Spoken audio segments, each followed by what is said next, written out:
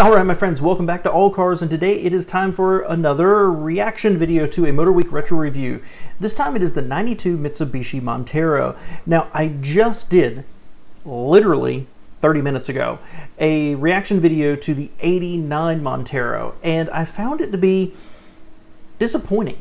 You know, it just, the proportions and the performance and the addressing the creature comforts of where the sport utility craze was starting to go to. And I made a comment several times about it. It looked like a vehicle from another era, like it was designed in the early 80s and then just kind of updated and sold here in 89. And I was absolutely correct. That generation Montero, I did not realize this at the time, dated back to 1982, at least in worldwide markets, as the three-door version.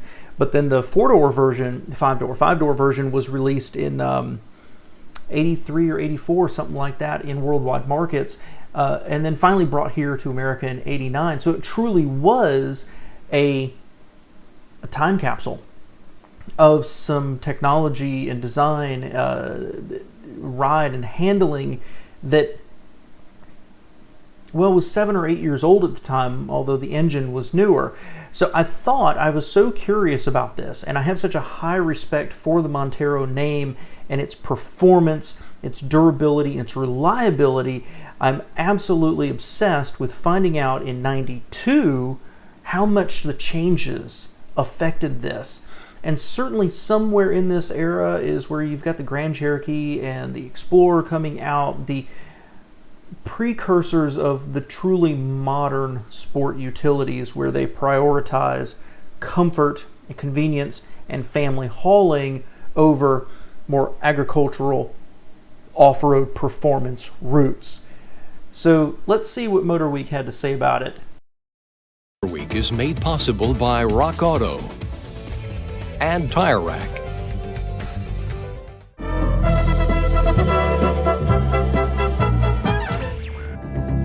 Well, hello and welcome again to Motorweek 92. We're glad to have you with us.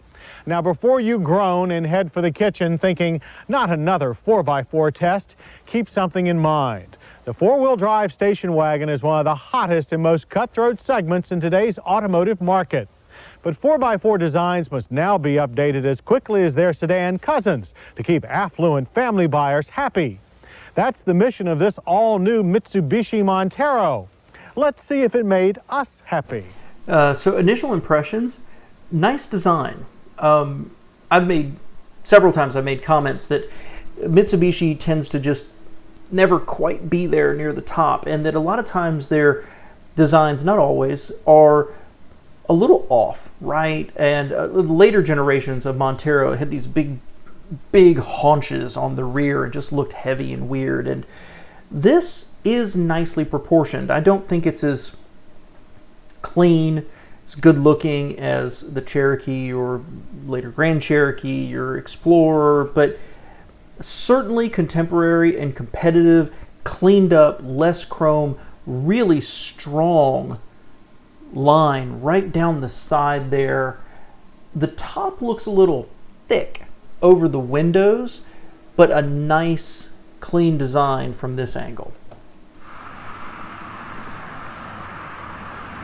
The most noticeable feature about new generation sport utility vehicles is that they are looking less like refrigerators.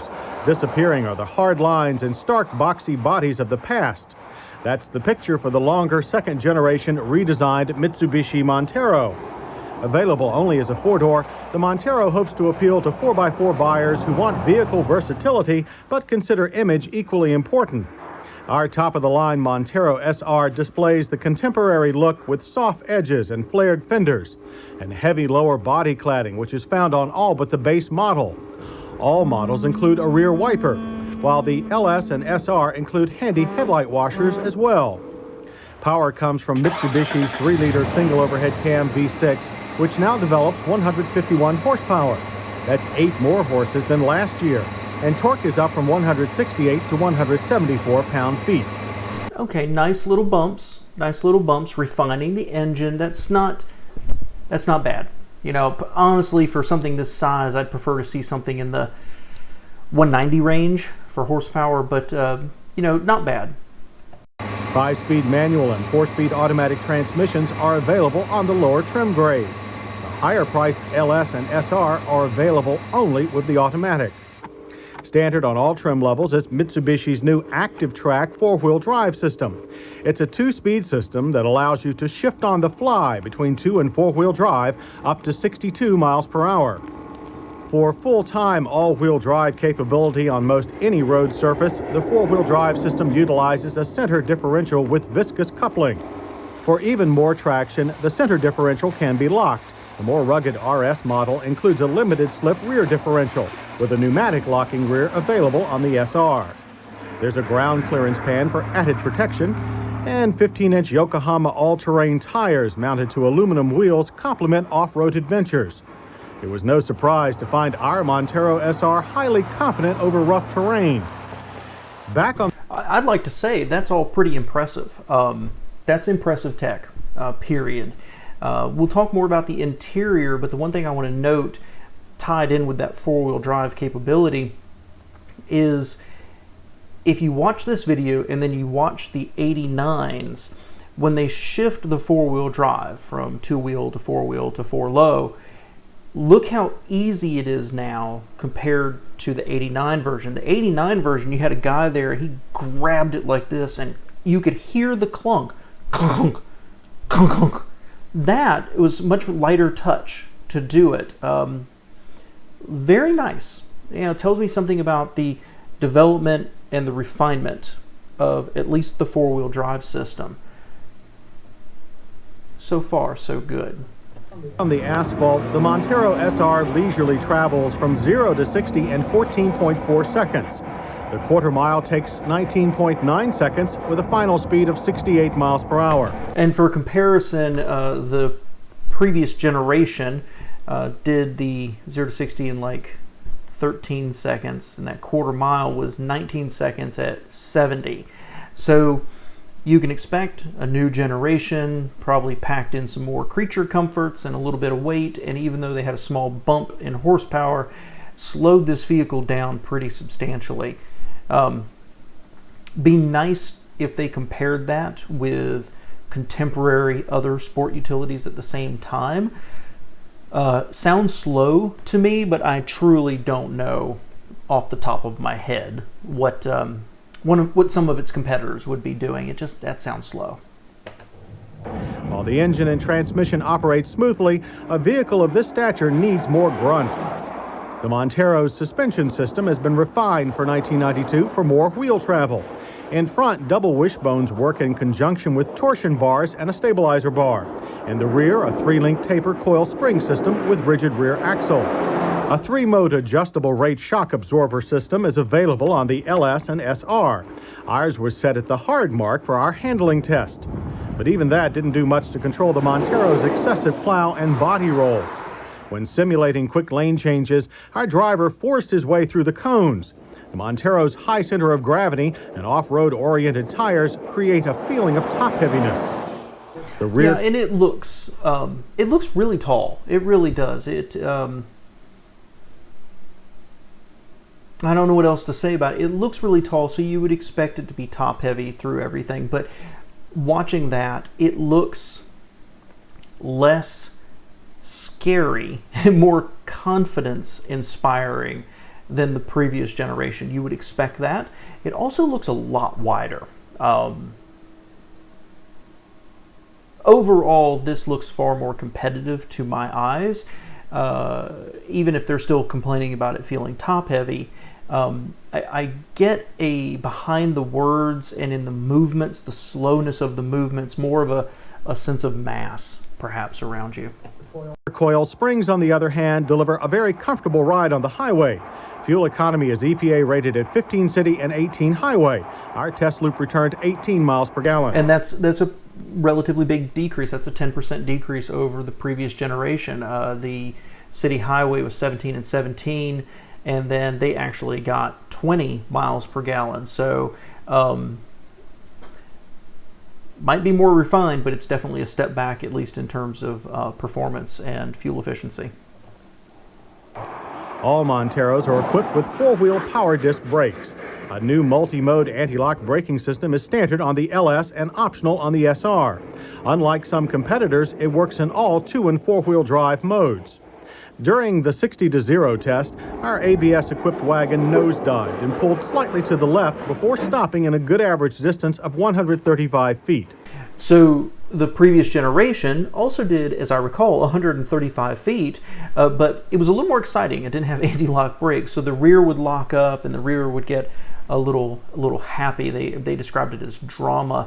That looks nice and secure, even though the distances aren't any shorter. Looks very controllable, and I'm excited to see this interior. I like what I'm seeing right now. Inside, the Montero has been completely redesigned but retains a straightforward instrument panel. Functional and efficient, but truck-like, the dash provides a clear, easy-to-see layout of analog gauges. There's a 4x4 indicator conveniently located at center pod. Located center dash is the Montero's triple meter with oil pressure gauge, voltmeter, and a gimmicky inclinometer.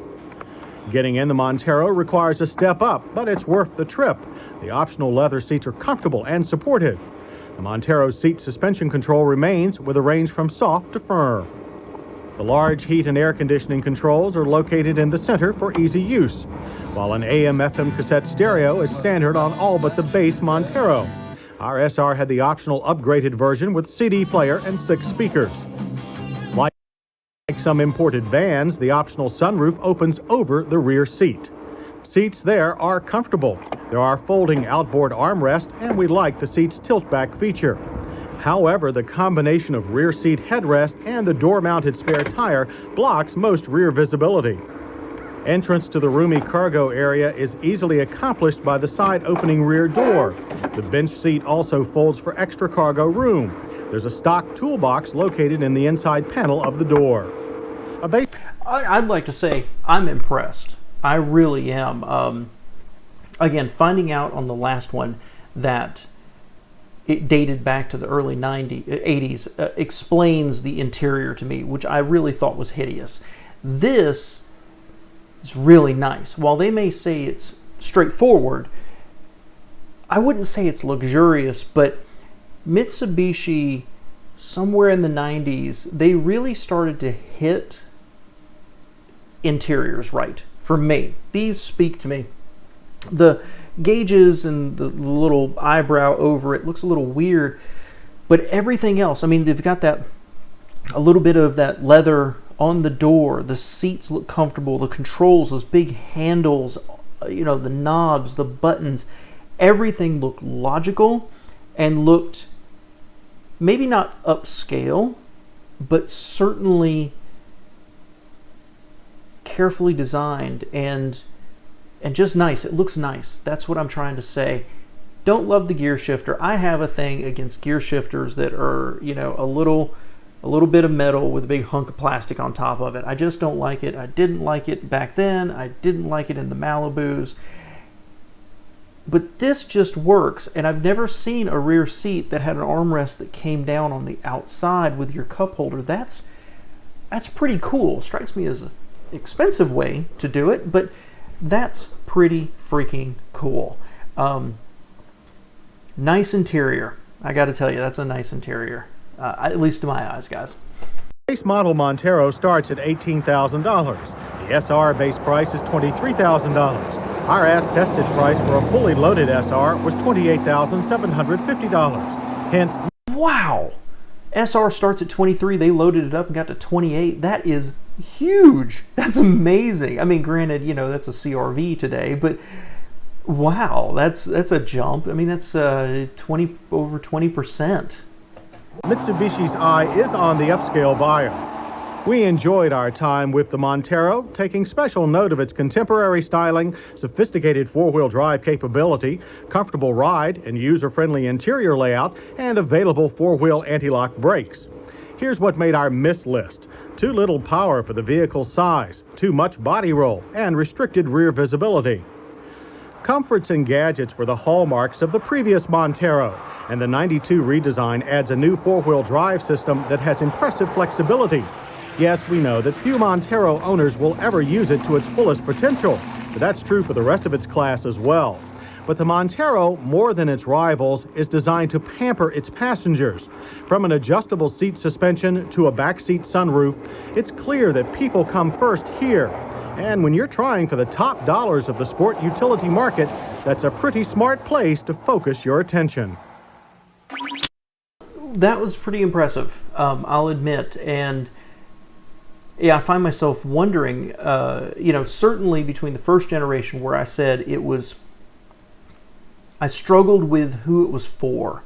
And I came up with ranchers and farmers, where I think about England, honestly. People have big swaths of land and they need to be able to drive around and they need the four-wheel drive, but they don't care about the creature comforts, right? This decidedly looks like they moved it to aim directly at that luxury buyer, the contemporary at the time sport utility buyer, but still gave it incredible capability underneath. Something I would not say about the Explorer, right? I'm impressed. The short answer is I'm impressed. I think the interior looks good. I think the exterior looks good, not fantastic, not earth-shattering, not, oh my gosh, it's a Range Rover, I've got to buy it, but really, really impressive. If you read between the lines a little bit in what they didn't say, I get the impression this rides very truckish. Not bad, not enough that they mention it, but they also didn't talk about whether it was plush or not. And part of, I think, when they're talking about the high-centeredness of it, that comes from a more capable underpinnings. I would expect it rides rougher than some of its competitors at the time. But overall, I find myself thinking if you needed a capable four-wheel drive, this would be an exceptional option for you in 1992. I don't remember off the top of my head. I apologize, guys. I'll go look it up afterwards. I don't remember when the Grand Cherokee came out, but I think that it ran into the buzzsaw of things like the Grand Cherokee and the Eddie Bauer Explorers, of being a little dowdy looking relative to them, while they were perhaps a little more car-like, a little more sporty. I mean, the biggest thing I can say about my opinion of this review is the vehicle just needs more power, but it already isn't getting great gas mileage either. So I'm impressed, honestly. If I was looking for a capable off-road vehicle that tried to pamper you a little bit, this would be jumping up to the top of my list. In 1992, if I had, let's say, somewhere between $20,000 and $30,000 to go spend on a sport utility, I'll be honest with you, I don't know if the Montero would have made my list. I think it's okay, but I'm not sure, because I don't need that capability if something more car-like would not have also appealed to me. But the end result is I'm impressed, and this is the reaction I expected to have to the last one, to that 89. I expected to see something that's a forgotten Japanese gem, that's reliable and durable and eminently capable. And that's what I found. I just had to wait for the redesign to see it. So let me know your thoughts below, guys. I appreciate you being here. And if you're one of the ones that had a Montero and you loved it, I'd love to hear from you. I really would. And if you are new to the channel, please consider subscribing. Give me a thumbs up for this video, guys. Thanks.